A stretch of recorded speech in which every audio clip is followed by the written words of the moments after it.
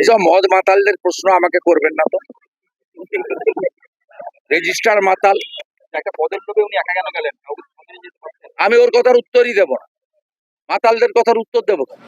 আবার মাতাল সেই মদনা বলেছিল 21-এ, মাতাল মদনা যে আমার এখান থেকে কেটে বাদ দিয়ে দিবেন মমতা যদি হেরে যায়। এসব লোকের কথা কেন বলেন? এদের কোনো মূল্য আছে? ভাইপোর কোনো মূল্য আছে? বলেছিল সৌমিত্র খাঁ যদি একটা বুথে যেতে আমি রাজনীতি ছেড়ে দেব, অর্জুন সিং যদি ভোটে জিতে আমি রাজনীতি ছেড়ে দেব। এইখানে কাঁচির কাছে এসেছিল, দু পকেটে প্যান্টে হাত ঢুকিয়ে বলছে তোর বাপকে ডাক। যত এসব করবে হারবে। এখানে বাইপাসের কাছে এসেছিল মুসলমানদের নিয়ে মিটিং করতে, এখানকার লোক হারিয়ে দিচ্ছে। 8,200 ভোটে লিড আছে, 80,000 ভোটে অভিজিৎ গাঙ্গুলি। যত আসবে দেখলেন না, দীঘা ফাঁকা, জালি হিন্দু হালাল মিষ্টি খাওয়াতে এসেছিল, লোক ছুড়ে ফেলে দিয়েছে, কেউ প্রসাদ ঘরে নিয়ে খায়নি। হ্যাঁ, খাইনি।